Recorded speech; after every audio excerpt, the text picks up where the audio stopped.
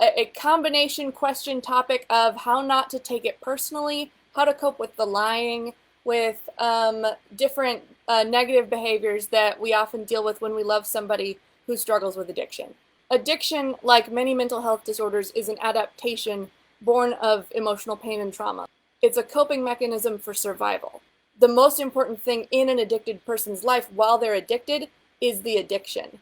It may not look like it to us because we see how it's affecting them outside of inside of their brain and what they're feeling, but the addiction to them is what is keeping them safe. It's the thing that is making them feel like it's okay to live in their head, where it can be a really scary and awful place. Moving to understand the function behind these behaviors can allow us to not take them personally and continue to show support for our loved ones who are struggling. If we're able to show support, continue to be support for them, that can make a huge difference in their recovery.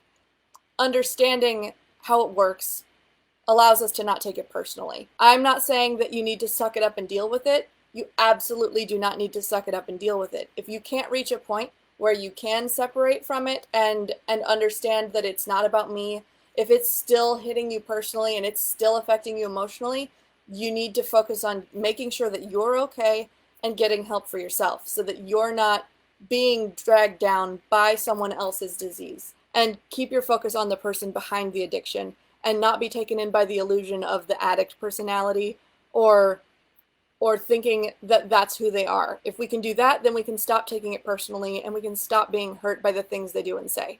The thing that worked for me, the thing that helped me to recover on my own, and the thing that helped my partner get to recovery was me pursuing my own recovery. I dove into everything that felt good to me. That was what I chased. And if I had a moment where I thought, I don't want to be sitting around here, I got up.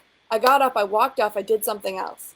Like one tiny decision at a time to continue investing in myself, to continue chasing that better feeling, which I realize now that I say it sounds similar to addiction, doesn't it? But it's that chasing of healing, not chasing of the high. It's chasing the evidence that you are getting better, that you are reaching a next level of your own self, that you are reaching that more solid, more stable, more comfortable in your own skin, more self-assured within your life place of being.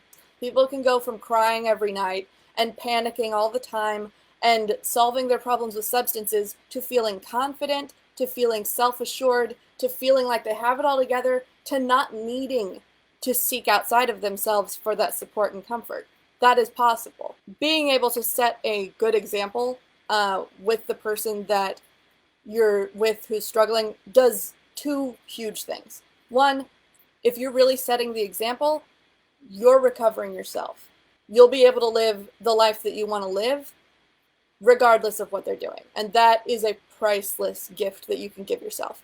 The other thing that it does is it shows them some sense of a game plan, some sense of a map, of oh, I see that over there, that's achievable. That person who I used to identify with because I was close to them, they've now done this, I can do it too. You can find a place of stability. If not for the person who you love who's struggling with addiction, then just for yourself. Because you deserve that, to have that feeling for yourself, regardless of what's happening in the rest of your life. In your path to recovery, you're killing it. That's a fact.